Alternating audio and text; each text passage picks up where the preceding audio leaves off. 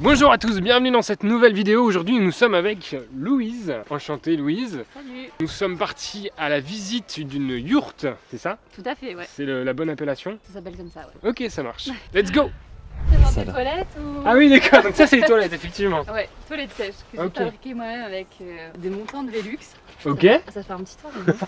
on commence par les toilettes dans cette vidéo, c'est bien. Sur le chemin. Ah c'est propre. Il y a une petite vitre et tout. Ouais, mais en fait à chaque fois c'est des cadrans tu vois de Velux que j'ai récupéré, que j'ai fait la Ah structure oui, avec. d'accord. Que de la récup. Ah non mais c'est énorme, 100% des récup. toilettes en Velux. Waouh. Ça me rappelle un projet que j'avais vu à Copenhague. C'était un projet où le gars a fait une maison Mhm. entièrement en Velux. Tous les murs sont en Velux, Mhm. le tout c'est une pièce de verre, c'est fou. Voilà. Mais Voilà. trop bien, on commence par les toilettes. Ouais, parce que c'est vrai que c'est un peu difficile peut-être d'amener l'eau. Ouais, intérieure. là en fait il n'y a pas d'eau courante pour l'instant dans la yourte. C'est juste des réservoirs d'eau à chaque fois pour la cuisine, pour la partie salle de bain. Ok. Ça se monte en une journée quand t'es... Ah ouais. Ouais, t'as à peu près besoin de 10 personnes et ça se monte en une journée.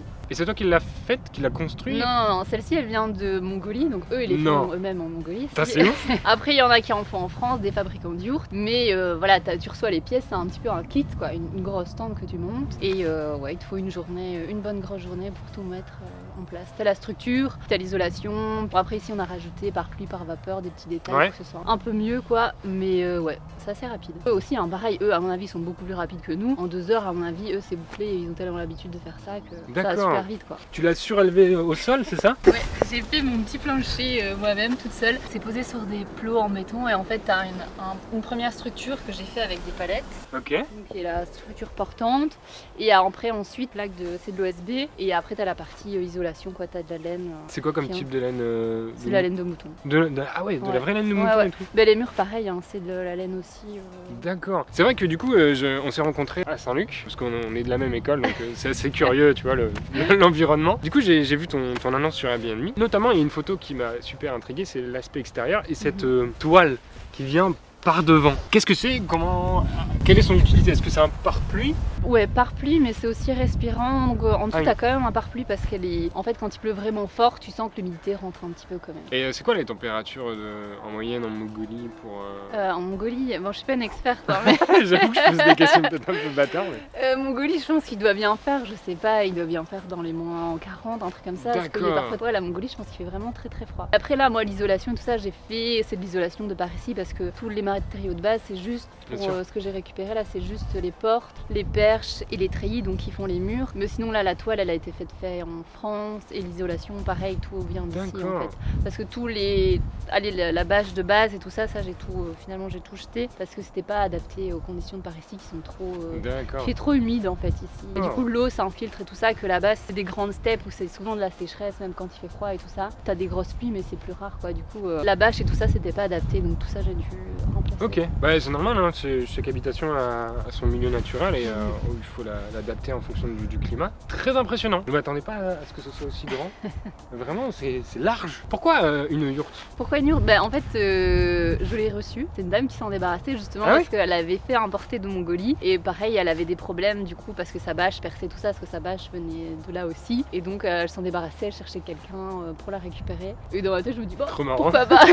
Trop marrant. Donc tu l'as Et- eu vraiment en cadeau alors. Ouais, Oh là là, exact. trop bien. Mais du coup, dans ma tête, je me suis dit, trop bien, ça peut être un petit projet aménagé et tout ça. Et donc, c'était un peu le petit challenge. Mais j'avais pas dans l'idée de me dire, ouais, trop bien, je vais installer une yourte depuis longtemps. C'était pas du tout un truc que j'avais en tête, quoi. Ça doit peut-être être sympa de se lever le matin, d'avoir Et le d'ouvrir, ouais. soleil. Franchement, c'est cool. Je vois qu'il y a un système de chauffage peut-être. Ouais, il y a un poêle à bois. Ok. Il n'y a pas d'intoxication, il y a quand même une aération. Il y a des pertes, si tu veux, de chaleur et tout ça. T'as quand même. Il n'y a pas une vraie bouche d'aération, mais Ok. enfin voilà, c'est pas. Il n'y a même personne qui est mort quoi. Il y a personne qui est mort. Mais l'isolation, c'est un petit peu complexe parce que t'as les murs et le toit qui est isolé, mais t'as la coupole au-dessus qui est pas isolée et les portes aussi, t'as un petit peu d'air qui passe, donc il n'y a jamais eu de souci. Le problème, du coup, c'est que ça se refroidit assez vite quand même. Ouais. Ok, grave cool. Je crois qu'il y a la Cool. douche aussi en extérieur. J'avoue, bien vu. Tu sais, les petits trucs depuis que j'ai commencé à la louer cet été, du coup j'ai fait des petites installations, une petite terrasse, une douche extérieure, le petit hamac. Mais du coup, t'es vachement débrouillarde parce que tu l'as monté avec quelqu'un, toute seule? Ah, la yourte, faut plusieurs bras. Tout seul, c'est impossible quoi. Faut plusieurs personnes qui tiennent des choses à la fois. Tu verras la coupole, au début, il faut la monter. Elle est sur des pieds, donc il faut des personnes qui la tiennent. Donc il faut au moins être minimum 6 personnes. Quoi. Ok. Ça, tu peux pas faire tout seul. Mais tout ce qui est plancher, tout ça, tous les meubles aussi à l'intérieur, ça c'est moi qui ai fait. Ouais. Ok, cool. Et je vous propose qu'on pénètre à l'intérieur de la yourte dans cette transition absolument fantastique. Ouah, c'est chaleureux! Ah ouais, c'est trop mimes! Ah là là, j'adore les couleurs! Oh, c'est fou! En fait, on a cette impression d'être dans un cocon parce qu'il n'y a pas de fenêtre. Donc on est vraiment dans une bulle. Niveau phonétique, c'est très assoupli. On dirait comme une couette. Vraiment, j'ai l'impression d'être dans une couette. Vraiment, c'est cette sensation-là et tout ce côté tissu et galbé un peu. Enfin, ouais, c'est cette ambiance de cocon. Il y a le bois, il y a la couleur rouge. Oh, c'est sublime. Franchement, c'est une très belle expérience. Mais c'est vrai que les peintures, je trouve, elles sont impressionnantes et elles ont un cachet comme ça qui est assez non, fort. totalement, je suis totalement d'accord avec toi. Parce que t'as des yourtes qui sont faites par ici, mais du coup c'est du bois simple partout, quoi. Les portes pareil, donc elle a un petit côté charme en plus comme ça, juste de ses peintures. Elle est unique, elle est vraiment unique. Et en plus t'as du bon goût, faut le dire. On est sur des tonalités de bois et de naturel. Ça, c'est toi qui l'as fait, je suppose. Ouais. T'es sûr que tu veux pas bosser? Non, merci. C'est mon kiff de faire un petit projet, de faire mes petits plans et après voilà de faire naître mon objet. C'est juste trop bien. Oh, c'est chouette. Oh là là, c'est trop bien. Il y a de la qualité et vraiment, t'as voulu bien faire les choses et il y a du cœur. Ouais, à fond. Ouais, je trouve que t'as mis du cœur là-dedans. Énormément d'heures et voilà, pour moi c'est mon petit bébé. Ouais. C'est ton investissement? Ouais. Bah, champion.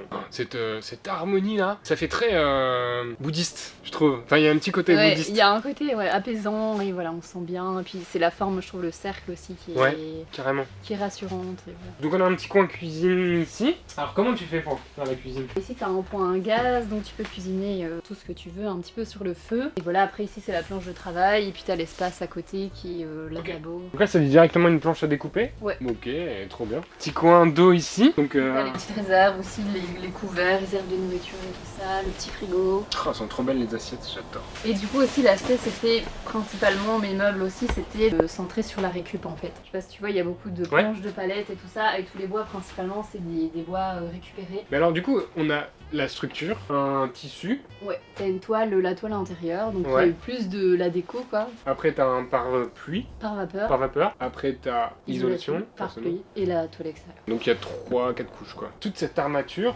ici, elle soutient la toiture, c'est ça? T'as un ensemble en fait, si tu veux, t'as les murs qui soutiennent les perches et en fait le tout associé ensemble est censé soutenir aussi ce dôme, mais j'ai jamais osé. Normalement tu peux retirer les piquets. Ben, les 4 piquets centraux ici, tu vois, qui normalement, si tout est bien mis ensemble, si tu veux, tu peux les enlever et tout est censé tenir. Tu veux qu'on fasse le test? Non. C'est vrai que c'est impressionnant parce que c'est super lourd et on doit être 4 à tenir les piquets et le temps que quelqu'un fixe avec des petites vis et tout ça, or que ce soit. Le seul point de fuite qu'on a vers l'extérieur, c'est les étoiles. Clairement, c'est ça. C'est trop cool. Ça, c'est la deuxième porte. Tu peux l'ouvrir pour prendre ton petit café le matin. Waouh! Ah ouais. Petit coin repas. Ouais. Par exemple, là je vois qu'il y a deux chaises. C'est que une habitation pour 2 personnes. Bah du coup je l'ai transformé pour la location, donc juste juste les couples, juste 2 personnes. Mais sinon ils sont combien en moyenne? Je sais pas, je pose une question un peu. Je pense qu'ils sont des familles entières, mais donc je pense qu'ils peuvent être au moins une dizaine, je pense bien. Ouais. Ils ont des matelas par terre et tout ça, ils ont le feu au milieu souvent. Mais voilà, comme je te disais, moi je suis pas une experte de non, bien sûr. Mais c'est bien, tu l'as mis un goût très contemporain, je trouve. Ok, le magnifique lit. Oh là là là là. Waouh! Et c'est toi qui l'as fait aussi? Ouais, pareil. Bon après là le lit c'était juste 4 palettes et c'est juste la tête de lit que j'ai plus fabriqué quoi. C'est chouette. Avec une petite bibliothèque intégrée à l'intérieur. Je peux allumer la lumière? Ouais, tu peux. Allez. C'est super mignon. Avec une petite bibliothèque tu disais? Ah oui, dans la tête de lit, tu vois là t'as une ouverture. Oh, c'est trop chouette. La salle de bain. Très simple. Ok, c'est non. Faut pas être. Faut pas avoir. T'as pas trop d'intimité quoi. Bon, les toilettes, ça va, c'est dehors. C'est vrai que tout est en commun quoi. Y a pas de cloison. Bon, en même temps, vu la surface, c'est normal, mais. C'est une petite cabane en fait. Ouais, exact. C'est vrai que bon, t'as mis le poêle, mais il fait pas froid. Non, clairement, il fait meilleur ici que dehors. C'est toi qui as décidé de mettre la porte à tel endroit ou tu peux la décaler et la mettre où tu veux? Tu peux la mettre où tu veux. Ok, cool. Donc pendant le montage, il faut bien réfléchir parce que c'est le moment où tu décides où vont tes portes et tout ça, tu peux pas te louper quoi. C'est vraiment très joli, hein. Il y a même l'électricité en plus. Tu voudrais en construire une autre? Une yourte, non. Non. Non. T'as d'autres projets? Mais les yourtes, c'est assez compliqué quoi. J'ai eu pas mal de soucis, comme je te disais, à un moment j'avais des infiltrations. Mais là, il y en a toujours au niveau de cette porte-ci, t'as toujours un petit peu d'eau qui rentre et tout ça. Et comme je te disais aussi, la chaleur s'en va vite. Donc dès que le poêle a fini de tourner, après au milieu de la nuit, la chaleur descend quand même assez vite et tout ça. T'as tous des petits soucis qui font que c'est difficile parce que ça reste une grosse tente quoi. Et donc c'est pas hyper pratique. C'est joli, c'est chouette. Il y a des petits inconvénients. Ouais, je comprends. Mais c'est un véritable cachet, je trouve. Vraiment, je suis trop fan de ces couleurs là. C'est très joli. C'est très certainement peint à la main. Est-ce qu'on peut parler tarif ou pas? Combien ça t'a coûté? Ah, combien ça m'a coûté? Comme j'ai pas acheté la structure, mais j'ai tout fait faire, la toile, l'isolation et tout ça, je pense que j'ai bien mis déjà 10 000 plus ou moins pour l'instant dedans. Ouais. Pour le plancher, pour tout quoi, pour tous les matériaux, les meubles et tout ça. Les meubles aussi, bien sûr. Même s'il y a une grosse part de récupération, il y a quand même de l'investissement derrière. Hein. Ouais. Du coup, en termes de législation, qu'est-ce que ça donne? Parce qu'ici, on est en Belgique, pour petite précision. Du coup, c'est un peu complexe parce que les habitats légers, pour l'instant, si tu veux, législation, c'est un petit peu vague. Normalement, tu dois quand même demander un permis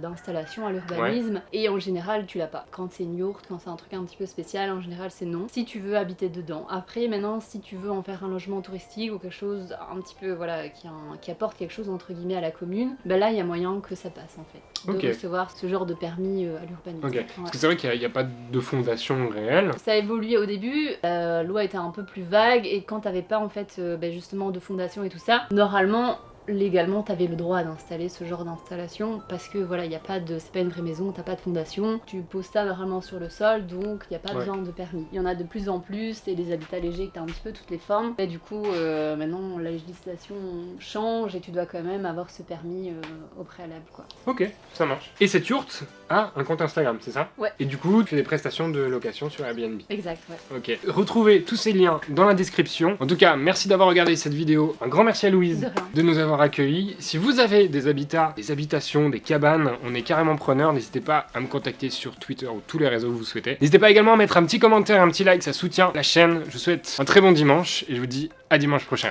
Ciao!